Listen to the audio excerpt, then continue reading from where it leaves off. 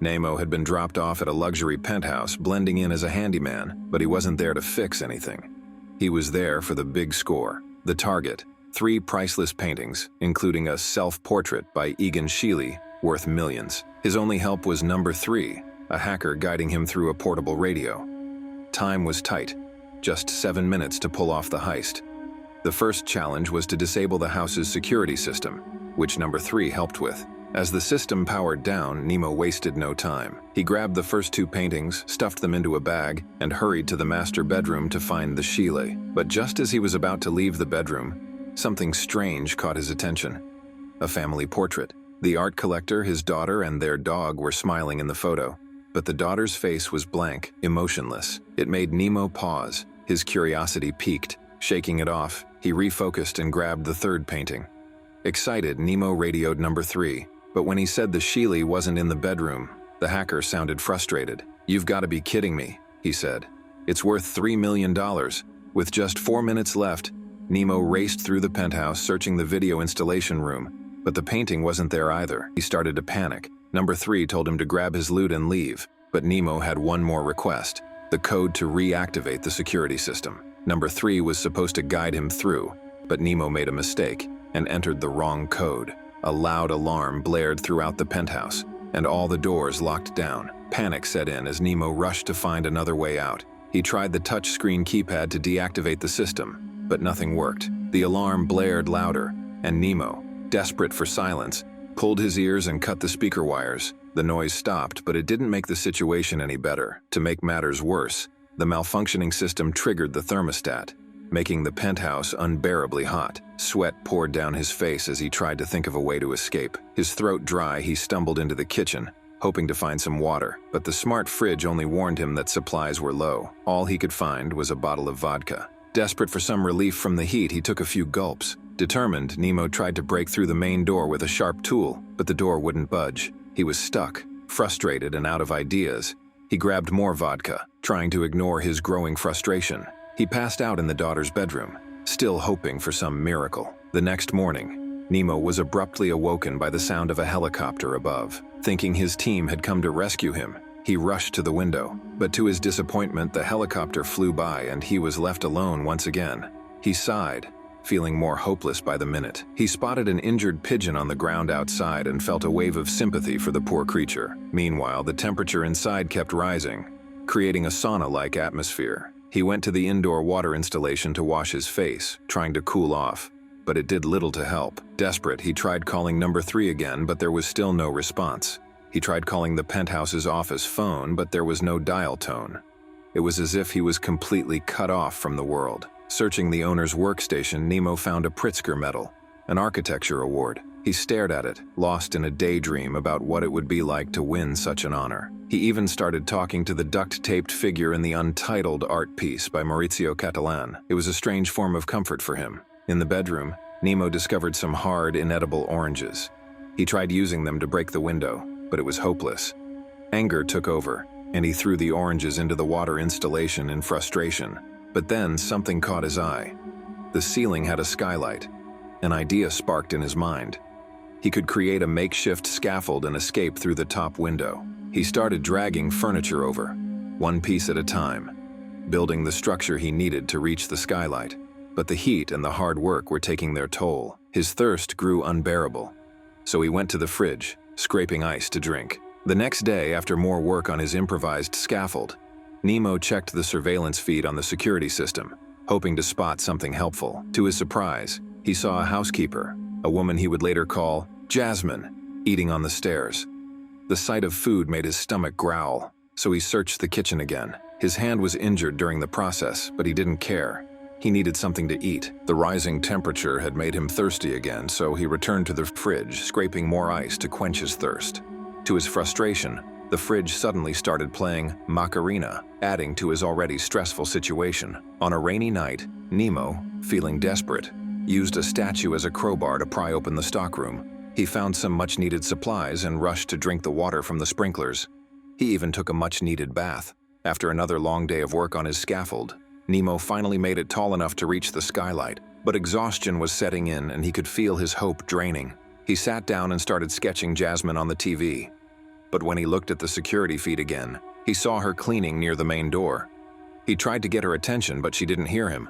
She had earphones in. Frustration crept in again. As if things weren't bad enough, the malfunctioning thermostat suddenly kicked in and lowered the temperature, offering Nemo a much-needed break from the sweltering heat. As he relaxed, he gazed at the art in front of him, particularly Adrian Patsi's temporary reception center. The artwork depicted people waiting on air stairs with no plane to board, mirroring his own sense of hopelessness. The next morning, Nemo took his bottle and refilled it with water from the sprinklers.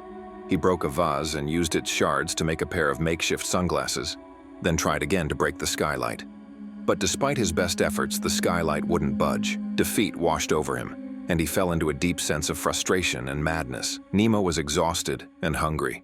With nothing else to do, he decided to prepare a meal, all the while pretending to be a famous celebrity chef. He imagined himself explaining his cooking techniques to an invisible audience, the only company he had in his isolation. The simple act of pretending to entertain others gave him a sense of relief. To pass the time further, he began watching the surveillance footage from the penthouse's security system, naming the people he saw on screen just to make himself laugh. Each new face became part of his imaginary world. As the cold air continued to creep into the penthouse, Nemo started to shiver uncontrollably. Desperate to find some warmth, he tried to sever the wires behind the security touchpad, hoping to adjust the temperature, but nothing happened. Frustrated, he gave up, the cold settling deeper into his bones. The next morning, Nemo woke up to the warmth of sunlight shining on his face. He got up and noticed the scattered reflections of the glass that had been broken earlier, scattering light across the room. His eyes caught a spot on the wall where light had settled, and he couldn't resist but draw a large spiral around it. It was as if the spiral represented his growing madness in this cold, lonely place.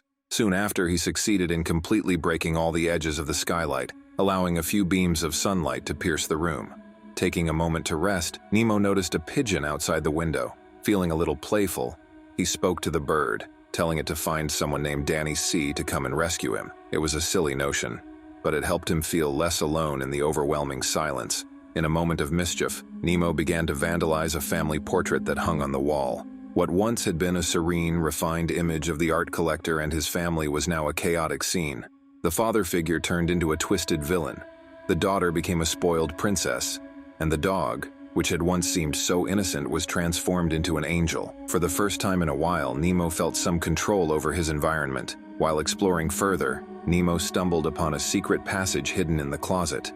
It led him to a mysterious room where he found a self-portrait, a fake old man's body, and ripped pages from the Marriage of Heaven and Hell. He carefully took the self-portrait with him, feeling a strange connection to it. That night, he sat down to sketch, inspired by Francesco Clemente's watercolor painting of a girl lying sideways. His hand moved quickly, his mind fogged with hunger, but he was determined to finish the piece before he fell asleep. The following morning, when Nemo saw Jasmine outside the door, he rushed toward her.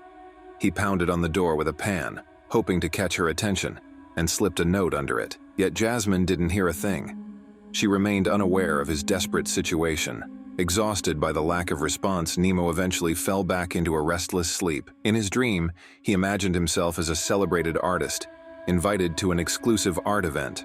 The penthouse owner welcomed him warmly, but then asked him a question that caught him off guard. "A man is an island, or is every man an island?" Before he could respond, Nemo spotted Jasmine in the crowd. She smiled at him, and for a moment he felt seen again, even if only in a dream. The old man who owned the penthouse introduced his latest puppet artwork, describing it as a reflection of how people are controlled by forces beyond their understanding. But Nemo didn't feel like listening. He left the crowd behind, climbed the air stairs like those in the paintings, and finally saw the main door opening. When he awoke, Nemo was more determined than ever to escape. He found a piece of wood and fashioned it into a wrench to try and open the skylight. His first attempt failed, but he tried again, fixing the mistakes he had made earlier.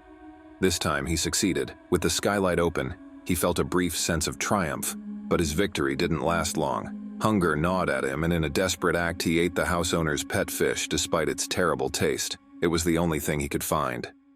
As the day wore on, Nemo became more fixated on his art. He continued to work on the walls, lost in his own world. In his solitude, he began memorizing the dialogue between a man and woman from Breda Beben's I Can't Make You Love Me video art, playing it over and over in his mind. The repetition provided a sense of comfort, a way to keep his sanity intact. The next evening, Nemo, hungry and with nothing else to eat, resorted to the house's dog food, even adding seasoning to make it more palatable. It was strange, but it filled him up. He then crafted an odd outfit from the owner's clothes, proudly wearing it while chanting about being drained of energy. The eccentric attire reflected his increasing madness, yet it oddly empowered him. The next day, while looking at the walls, Nemo empathized with a disturbing artwork featuring a duct-taped figure. Instead of feeling trapped like before, he believed he had to free it and remove the tape. His escape attempt went wrong when he lost balance while unscrewing a skylight panel, injuring his leg. That night, he sat by the window, watching fireworks while nursing his casted leg. It was a rare, peaceful moment until he hallucinated. Seeing Jasmine approach and examine his body without touching him, the vision quickly vanished, leaving him confused. The next morning, Nemo limped to the bathroom, where he examined his teeth in the mirror. But then, in a disturbing hallucination, he saw the owner appear behind him and smash his head into the sink, knocking him unconscious. When he woke up, blood dripping from his head, he immediately noticed the smoke detector on the ceiling. In a reckless attempt to create a distraction, he set a piece of paper on fire using a magnifying glass, hoping it would set off the alarm. The sprinklers went off instantly, drenching everything in water, including his precious artwork. As water flooded the penthouse, Nemo scrambled to save the paintings, lifting them to higher ground. Yet, his efforts felt futile, as the water continued to pour relentlessly. Alone and freezing, Nemo sat on the wet floor, reading a page of The Marriage of Heaven and Hell, staring out at the apparition of the owner's daughter and the dog, their eyes fixed on him from the other side of the window. The next morning, Nemo put the final touch on his makeshift art piece, using the last nut from the bolt he took out of the skylight. He arranged it carefully, creating a symbol of his struggle to survive and his hope to escape. With a new sense of determination, Nemo stood proudly in front of his creation, which included 2 personal pieces, one of his own sketches, Clemente's watercolor painting, and Sheila's self-portrait. He lifted his arms and began to sing about heading to heaven on a hill, signaling that he was finally ready to break free from his prison. Before leaving the penthouse, Nemo took a moment to reflect on a childhood memory. He recalled his teacher asking him what 3 things he'd save from a burning house. He had chosen his sketchbook, an album, and his cat Groucho, while other kids picked their families. But over time, his cat passed away, and the album was never returned. Only his sketchbook survived, leading him to realize that while cats die and music fades, art stays forever. In a final act of gratitude, Nemo decided to leave a note on the wall for the owner to find. In the message, he shared his childhood memory and told the owner that, during his time in the penthouse, he managed to save 3 things from destruction. He also explained that to him, the penthouse felt more like a prison than a home. He apologized for the damage he caused, but suggested that perhaps the penthouse needed to be destroyed, since there can be no creation without destruction. Feeling frustrated, Nemo crumpled some pages from his sketchbook and climbed onto his makeshift scaffold. He pushed the skylight's panel, sending it crashing to the ground. Then, with a sense of finality, he disappeared into the world beyond. And to disappear into another interesting story, just click on my recommendations on the right. Drop a like and subscribe to return for future uploads. As always, grab your popcorn, enjoy yourself, and see you soon, my friend.